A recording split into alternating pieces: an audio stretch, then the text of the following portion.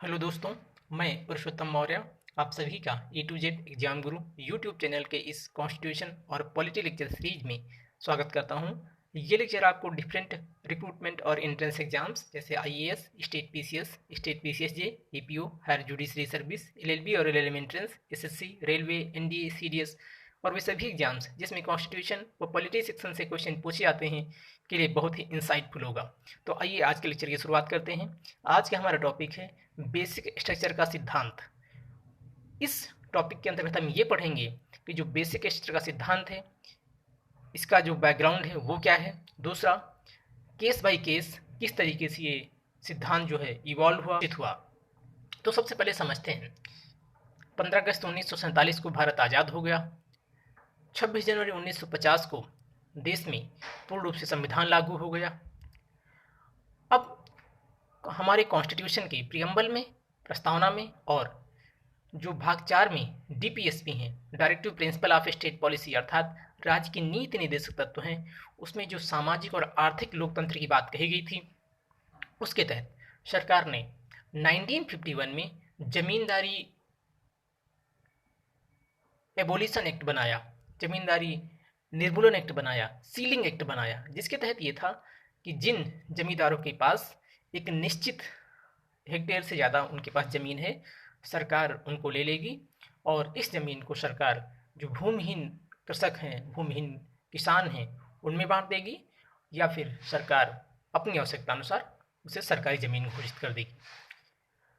अब चूँकि article 19 clause 1 sub clause F के तहत जो लैंड थी उस समय तक ज़मीन थी वो एक फंडामेंटल राइट थी और इसलिए ये ज़मींदार सुप्रीम कोर्ट में सीधे केस को चैलेंज करते और चूंकि ये फंडामेंटल राइट था लैंड, तो इसीलिए जो डिसीजंस आते वो भी उन्हीं के फेवर में आते।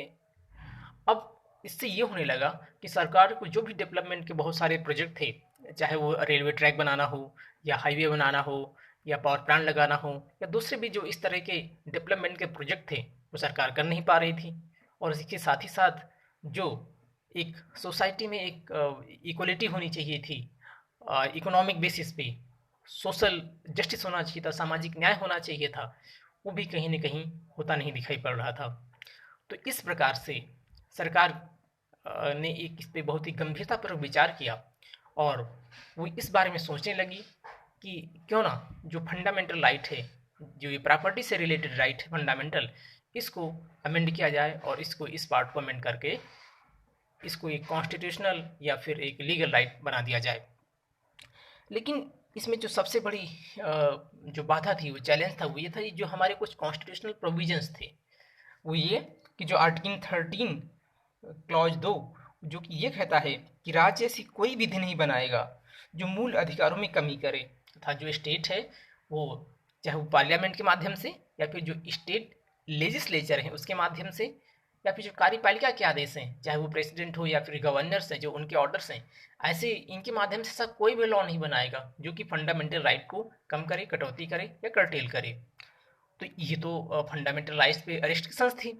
लेकिन अब जो आर्टिकल 368 है, आर्टिकल 368 है, वो ये कहता है कि जो पार्लियामेंट है, जो देश की संसद है, उसके पास संविधान के संशोधन का अधिकार होगा। तो उसमें संविधान के संशोधन का जो प्रोसीजर है वो बताया गया है कि किन किन पार्टिकुलर केसेस में क्या क्या प्रोसीजर होगा, कब वो सिंपल मेजॉरिटी से अमेंडमेंट करेगी, कब स्पेशल मेजॉरिटी से अमेंडमेंट करेगी और कब वो स्पेशल मेजॉरिटी प्लस जो आधी जो राज्य विधानसभाएं हैं उनके रेटिफिकेशन से वो किसी भी एक्ट और लॉ को जो है वो अमेंडमेंट करेगी। लेकिन अब स्पेशली जो ये वर्ड उसमें लॉ है, उसमें जो कॉन्स्टिट्यूशनल अमेंडमेंट एक्ट है वो आता है नहीं आता है, ये अस्पष्ट भाग था और यही कारण था कि ये कन्फ्यूजन का जो है इशू क्रिएट हो गया। तो ये किस प्रकार से डेवलप हुआ, किस प्रकार से रिजॉल्व हुआ, तो इसको हम case by case, step by step देखते हैं कि किस प्रकार से ये पूरी समस्या सॉल्व हुई। तो 1951 में सुप्रीम कोर्ट के सामने केस आया, शंकरी प्रसाद वर्सेस यूनियन ऑफ इंडिया का केस। इस केस में सुप्रीम कोर्ट ने ये कहा कि इसमें जो आर्टिकल 13 है और जो आर्टिकल 368 है, इसकी बहुत ही वाइड जो है एक्सप्लेनेशन की सुप्रीम कोर्ट ने और ये कहा कि संविधान संशोधन अधिनियम जो है जो कॉन्स्टिट्यूशन अमेंडमेंट एक्ट है वो कोई सामान्य लॉ नहीं है, कोई सामान्य विधि नहीं है, और इसीलिए जो आर्टिकल 13 क्लॉज 2 में विधि बताई कहा गया है, विधि जो वर्ड यूज किया गया है उसके अंतर्गत नहीं आता है। और इसलिए आर्टिकल 368 के तहत जो पार्लियामेंट है उसको ये राइट है कि फंडामेंटल राइट में अमेंडमेंट कर सके। ठीक है, अब इससे ये हो गया कि जो पार्लियामेंट है वो उसको एक लीगलिटी सुप्रीम कोर्ट की तरफ से मिल गई कि नहीं नहीं कोई इशू नहीं है, और पार्लियामेंट को ये राइट है कि वो इसमें अमेंडमेंट करे। लेकिन अगेन 1965 में Sajjan Singh versus state of Rajasthan के केस में फिर एक केस आया सुप्रीम कोर्ट के सामने। सुप्रीम कोर्ट ने अगेन अपने शंकरी प्रसाद वाले डिसीजन को ही रिपीट किया, मतलब ये कि पार्लियामेंट के पास फंडामेंटल राइट्स में अमेंडमेंट करने की पावर है। लेकिन 1967 में सुप्रीम कोर्ट के सामने केस आया Golaknath versus state of Punjab का। गोलकनाथ पंजाब के एक बहुत बड़े फार्मर थे, उनके पास हजारों हेक्टेयर ज़मीन थी, और वहाँ की जो सरकार है उसने एक सीलिंग एक्ट बनाया हुआ था, और उसके तहत इनकी ज़मीन को सरकार ने ले लिया। तो इन्होंने सुप्रीम कोर्ट में केस फाइल करा। सुप्रीम कोर्ट ने इस बार अपना डिसीजन अपने प्रीवियस 2 डिसीजन से पलटते हुए दिया और ये कहा कि जो पार्लियामेंट जो संसद है उसको फंडामेंटल राइट्स में कोई भी अमेंडमेंट करने की पावर नहीं है। अब इस केस के बाद पार्लियामेंट ने 1971 में 24th कॉन्स्टिट्यूशनल अमेंडमेंट करा। उसके तहत आर्टिकल 13 में एक क्लॉज जोड़ा 13 क्लॉज 4, और उसमें ये प्रोविजन किए कि जो कॉन्स्टिट्यूशनल अमेंडमेंट एक्ट हैं वो सामान्य विधि नहीं है, और इसलिए जो आर्टिकल 13 में जो ये लॉ वर्ड यूज किया गया है, जो विधि शब्द यूज किया गया है, उसके अंतर्गत 368 के द्वारा किए गए कोई भी अमेंडमेंट कवर नहीं होंगे। तो इसका मतलब ये अगेन हो गया कि पार्लियामेंट के पास फंडामेंटल राइट में अमेंडमेंट करने की पावर आ गई। अब जो 24th कॉन्स्टिट्यूशनल अमेंडमेंट एक्ट था, इसको बहुत ही हिस्टोरिकल जजमेंट, इंडिया का one of the historical judgement of Indian judicial history Kesavananda Bharati case में चैलेंज किया गया।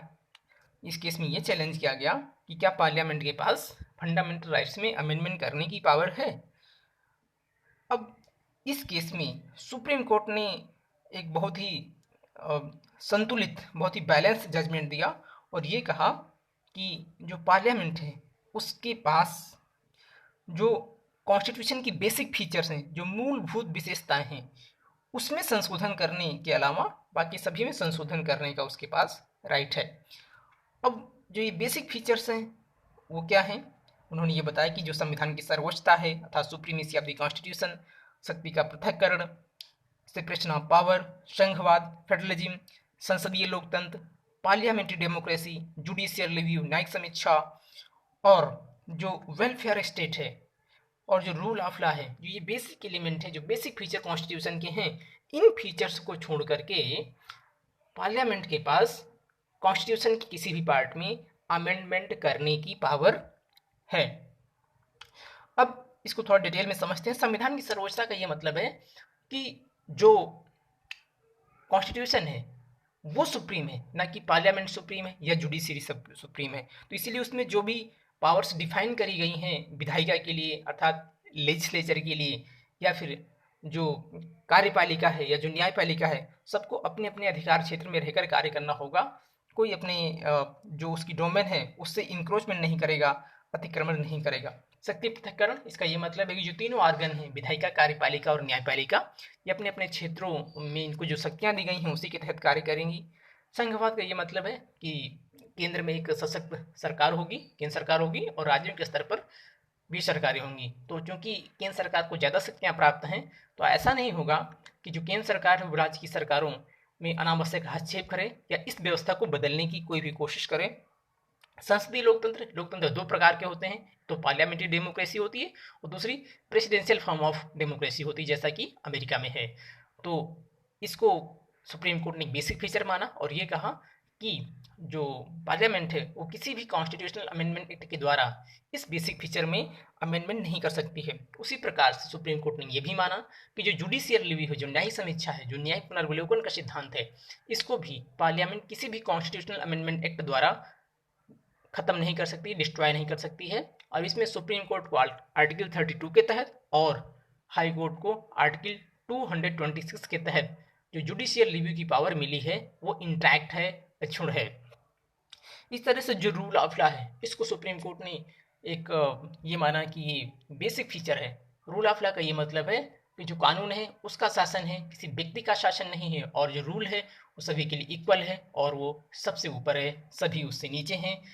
बजाय इसके कि किसी के पास जो उसका इकोनॉमिक स्टेटस है वो क्या है, उसका पॉलिटिकल स्टेटस क्या है, उसका सोशल स्टेटस क्या है। तो सोशल, इकोनॉमिक और पॉलिटिकल स्टेटस को इसमें कोई कंसिडरेशन नहीं है, और जो रूल ऑफ लॉ है सब पर इक्वली अप्लाई होगा। तो इस प्रकार से ये कुछ बेसिक एलिमेंट थे जिसको सुप्रीम कोर्ट ने अपने डिसीजंस में कॉन्स्टिट्यूशन का बेसिक फीचर माना। और इसके साथ साथ सुप्रीम कोर्ट ने अपने के बाद के कई सक्सेसिव डिसीजंस में भी जो बेसिक स्ट्रक्चर का डॉक्ट्राइन है, जो बेसिक स्ट्रक्चर का सिद्धांत है, उसमें ऐसे तत्व बताए जो कि इसी सीरीज में ऐड होते गए। अब इसके बाद जो ये बेसिक स्ट्रक्चर का डॉक्ट्राइन था, जो बेसिक स्ट्रक्चर के सिद्धांत थे, इसके द्वारा हुआ ये कि जो पार्लियामेंट की कॉन्स्टिट्यूशन को अमेंडमेंट करने की पावर थी वो लिमिटेड हो गई, वो सीमित हो गई। और इसके लिए पार्लियामेंट ने ये किया कि 42वां संविधान संशोधन अधिनियम 1976 लेके आई। इसमें ये करा गया कि आर्टिकल 368 क्लॉज 4 और 368 क्लॉज 5 जोड़ा गया, जिसके तहत पार्लियामेंट को ये राइट हो गया कि वो कॉन्स्टिट्यूशन में कहीं पर भी अमेंडमेंट कर सके। और तो और इसमें जो सबसे इंपॉर्टेंट बात थी वो इसको जुडिशियल रिव्यू से अछूत रखा गया, इंटैक्ट रखा गया, अर्थात इसमें जो भी अमेंडमेंट किए जाएंगे उनको कोर्ट में चैलेंज नहीं किया जा सकेगा। इसका मतलब ये कि कोर्ट इसका रिव्यू नहीं कर सकेगा। अब क्योंकि जो केशवानंदा भारती केस था उसमें जो जुडिशियल रिव्यू था उसको सुप्रीम कोर्ट ने बेसिक फीचर डिक्लेयर किया था, और यहाँ पर इस 42nd कॉन्स्टिट्यूशनल अमेंडमेंट एक्ट में इस जुडिशियल रिव्यू को कहीं ना कहीं वायोलेशन हो रहा था। और इसलिए अगेन एक केस आया 1980 का केस, ये मिनर्वा मिल्स का केस था। इस केस में सुप्रीम कोर्ट ने जो ये 42nd कॉन्स्टिट्यूशनल अमेंडमेंट एक्ट था जिसमें आर्टिकल 368 क्लॉज 4 और 368 क्लॉज 5 ऐड किए गए थे, जो कि कोर्ट की इस पावर को, जुडिशियल रिव्यू की पावर को खत्म कर रहे थे, इसको सुप्रीम कोर्ट ने नल एंड वाइड घोषित कर दिया, शून्य घोषित कर दिया। उसके बाद 2007 में एक केस आया IR कोहिलू का केस। इस केस में जो कॉन्स्टिट्यूशन की 9th शेड्यूल है, 9वीं अनुसूची है, उसको चैलेंज करा गया। अब आइए समझते हैं सबसे पहले कि जो 9th शेड्यूल है, 9वीं अनुसूची है, वो क्या है।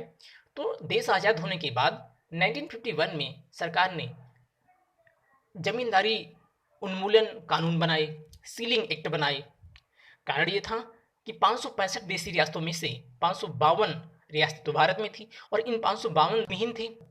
जो बड़े बड़े जमींदार थे उनके पास थी, और वही जमींदार मजदूरों से उस पर खेती करवाते और उसकी बहुत उपज का। तो कुल मिला के जो प्रिंसिपल ऑफ स्टेट पॉलिसी की आप, जब भी सरकार लैंड को एक्वायर करती या इस फाइल कर देते, और इस प्रकार से सरकार अपना कार्य, इस जो भी कानून ऐड किए जाएंगे उन कानूनों को कोर्ट में सकेगा।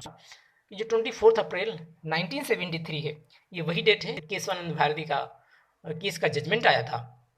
और चूंकि इसमें सुप्रीम कोर्ट ने पहली बार जो बेसिक स्ट्रक्चर का डॉक्ट्राइन है, जो बेसिक स्ट्रक्चर का सिद्धांत है, इसको दिया था, तो सुप्रीम कोर्ट ने ये कहा कि 24 अप्रैल 1973 के बाद के जो भी कानून होंगे उनका जुडिशियल रिव्यू हो सकेगा, उनकी न्यायिक समीक्षा हो सकेगी, उनका न्यायिक पुनर्विलोकन हो सकेगा।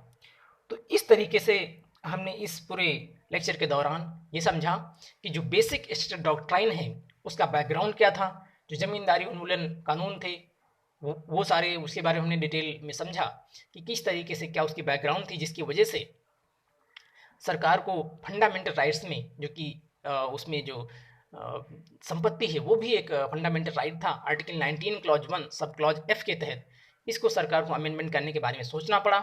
और इसका जो एक केस बाय केस जो डेवलपमेंट रहा उसके बारे में समझा, और जो बेसिक स्ट्रक्चर डॉक्ट्राइन के जो बहुत ही इंपॉर्टेंट एलिमेंट रहे उनके बारे में समझा।